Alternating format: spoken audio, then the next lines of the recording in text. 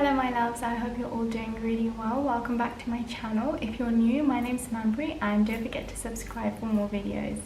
In this video, I'll be talking about cognitive self-care. So I'll be talking about different ways that you can develop your mind and your thinking and focus on things that you're passionate about and things that you enjoy. So the first thing I'm going to talk about is puzzles. Puzzles are a really great way to develop your mind and your thinking because they work on your working memory, and just putting two pieces together can be a really satisfying thing. And again, once you've completed that whole puzzle, you do get that sense of satisfaction, which is a positive feeling, and that's the kind of things that we want to focus on. And the second thing is to enroll in some online courses. This is the perfect time to develop your thinking, and the courses can be about anything that you're passionate about, maybe astrology, photography, or anything to do with self-development that you know will help you. And the best thing about this is that there's no pressure to work in a certain way. There's usually no deadlines and you can work during your own time. So give yourself the opportunity to step out of your comfort zone and do something new. The third thing I'm going to talk about is reading. And this can be an obvious way to take care of yourself because you learn so many different things and you can go into so many different worlds with different perspectives, to go into the past, go into the future.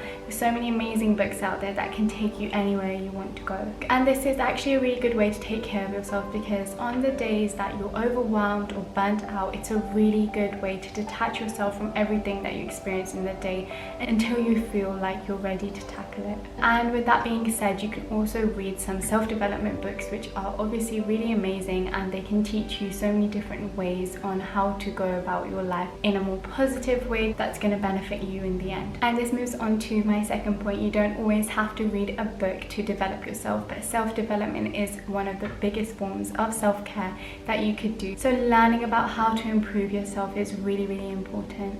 If you master continuous improvement and get 1% better each day for 1 year, you'll end up 37 times better by the time you're done.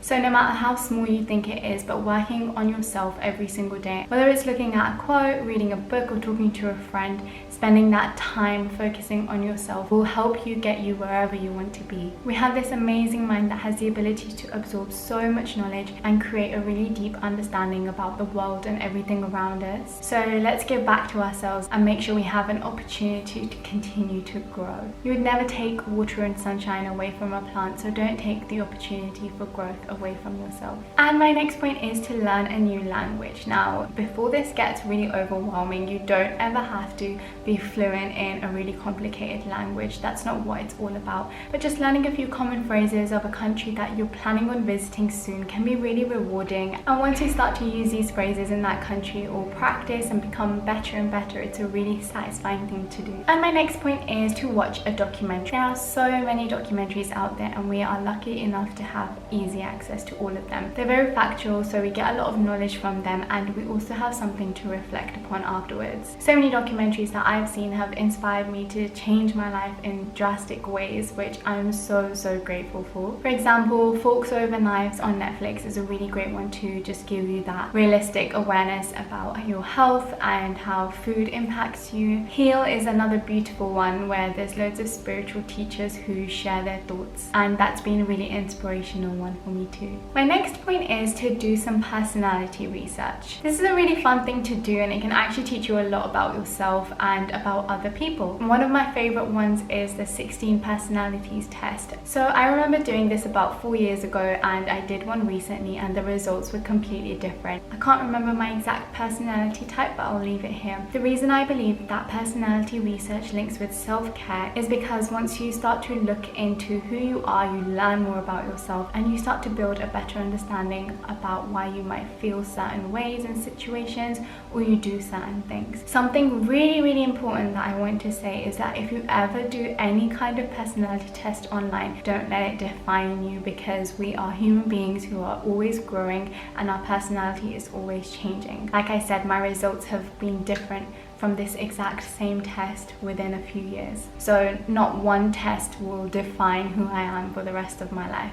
Maybe in this moment, but if there's something that you hear or see that you don't like, then just remember that you're always the one that's in control of how you want to portray yourself. And next I want to talk about writing a letter to yourself. So if you're writing a letter to your past self, you can start to look at all of the steps that you've taken to be where you are right now. In a hectic world, we can really easily forget about everything we've been through in our life and kind of lose appreciation for all of our growth and this whole journey that we're on. So writing a letter to your past self can remind you of how far you've come, and it's a really positive thing to think about. So if you're writing a letter to your future self, remember that we always get caught up in planning the future, planning every single thing that happens tomorrow or in the next few years, but take this as a reminder you're not always in control of what is yet to happen. So maybe this is a good time to focus on prioritizing your health and prioritizing your happiness and the health and happiness of your friends and family. You can also think of goals that you do want to achieve and think about